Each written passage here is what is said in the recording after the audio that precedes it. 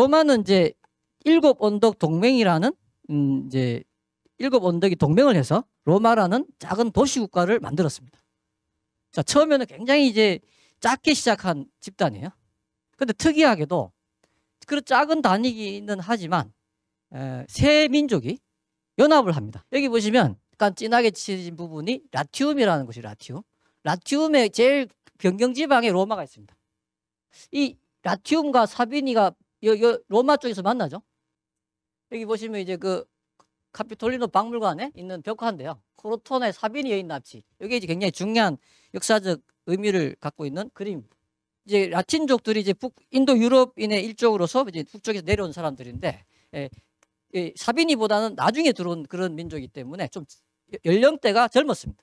그런데 이제 그 같은 로마에서 하니까 매년 어떤 축제가 열려지는데 그 축제 기간에 라틴족 남성들하고 사비니족 아가씨들하고 이제 어울린 거예요. 근데 이때 이제 이 축제 기간에 라틴족 청년들이 사비니족 아가씨들을 납치를 합니다. 자기 부인 삼으려고. 약탈결혼이죠, 약탈결혼. 그 리비우스의 로마 공사를 보면 로물루스가 사비니족의 이제 그 부족장을 찾아가서 자, 이왕 이렇게 됐으니 우리 잘 지내봅시다. 자, 그런 얘기가 이제 되면서 두 민족이 결합이 돼요. 그런데 북쪽에 있는 에트루리아인들은 고도의 문명인이었습니다. 뭐 배는 이런 거 보면 이제 말이 끄는 전차 있잖아요. 그다음 원년 경기장, 상하수도 이 전부 다 에트루리아 문명. 그러니까 에트루리아가 이 사실은 100년 이상 초기 로마에 지배를 합니다. 소위 이제 로마의 군주제가 이제 벌어지는 거예요. 그래서 로마 사람들은요, 이 100년 동안 자신들을 지배했던 그 군주제, 에트루리아 이민족에 의한 지배가 너무나 못마땅한 거예요. 우리 한민족도 한민족 역사상 외세의 지배를 통치를 받은 기간은 불과 일제 36년밖에 없어요. 근데 100년을 지배를 받았다고 생각해 보세요. 모든 고도의 문명을 다 가르쳐 준 사람이긴 하지만 그 싫은 거지. 그래서 로마인들은 군주제라면 이를 가는 그런 민족이 됩니다. 자, 근데 에트루리아가 100년 지배하다가 기원전 508년에 에트루리아 왕과를 로마의 귀족들이 추출했다, 쫓아냈다, 이런 얘기가 나옵니다. 자, 그래서 이제 이 세 민족이 이제 그 결합이 됐다. 근데 주도를 누가 한 거예요? 여기서 이제 핵심을 잡아야 되는데, 에트루리아인을 축출했다고, 권력에서. 그러면 로마의 귀족이 권력을 잡은 거예요. 그죠? 로마의 귀족이 원로원 세력입니다. 작은 도시 국가였지만 세 민족이 굉장히 복잡하게 막 엮여서 돌아가는. 그런데 그러면 이제 그런 조그만한 아무것도 아닌 로마가 지중해 전체를 커버하는 세계 국가가 되는 거예요. 그게 국가의 번성 아닙니까? 그래서 도대체 로마가 무슨 이유 때문에 이렇게 근본적인 발전을 남들이 못하는 발전을 했느냐, 그걸 이해하면 어떤 국가가 어떻게 해야지 성장 발전할 것인가를 우리가 이해할 수 있잖아요. 조윤비는 이렇게 얘기합니다. 성장의 추동력은, 비밀은 그 문명이 가지고 있는 자기 결정 능력이다, 이런 얘기를 해요. 역사는 비약이 없어요. 역사는 항상 과거의 이유 때문에 현재와 미래가 구속당하는 겁니다.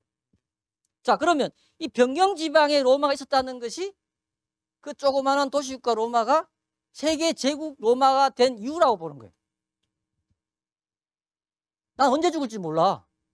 언제 야만인들 약탈하고 나를 죽일지 모르잖아요. 그렇잖아요? 그러면 어떻게 하면 내가 이런 죽음의 공포로부터 살아날 수 있을까를 생각합니다. 항상 생각하지 않겠어요? 그걸 이제 그러면 이렇게 하면 내가 살겠구나. 이걸 생존 아이디어. 그 생존 아이디어를 캐치하고 이것을 집행하기로 결정합니다. 그게 자기 결정이에요. 그러면요, 위대한 업적이 만들어집니다. 조그마한 로마가 거대 로마로 바뀌는 거예요.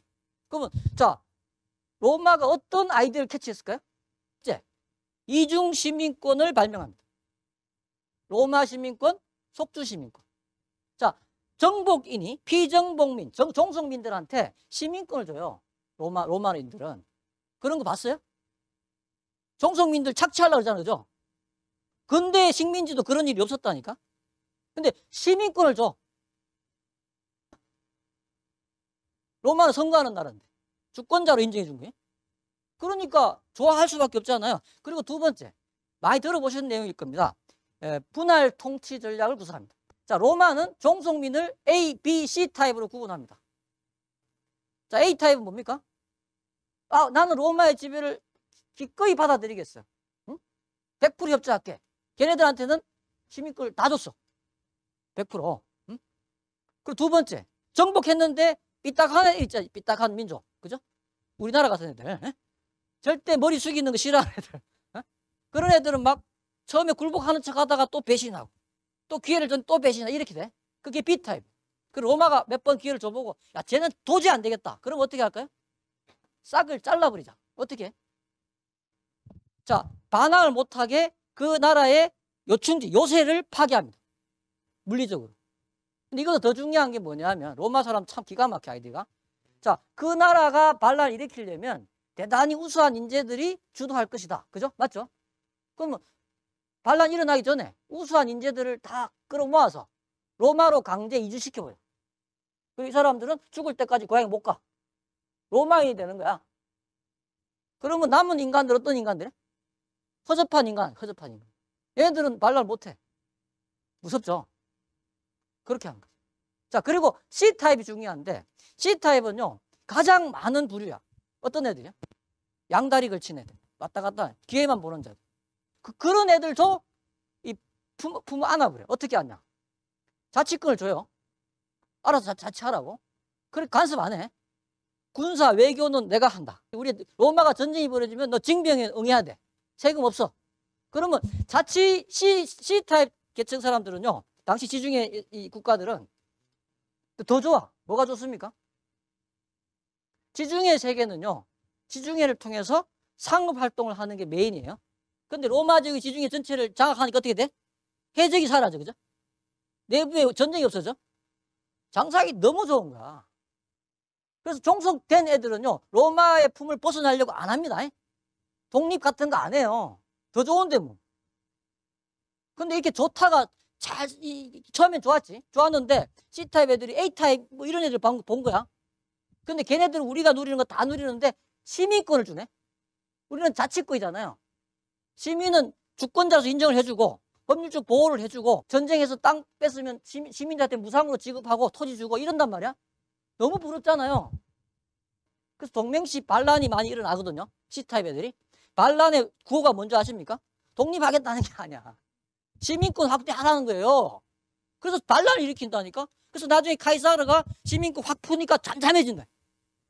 이게 로마에 의한 평화예요. 팍스 로마나. 자, 그래서 로마가 조그맣게 시작했지만 점점 이 동맹이 아니고 덩치를 키우는 식으로 화학결합을 하면서 커져갔어요. 그래서 결국은 기원전 272년이면 이탈리아 반도를 통일합니다.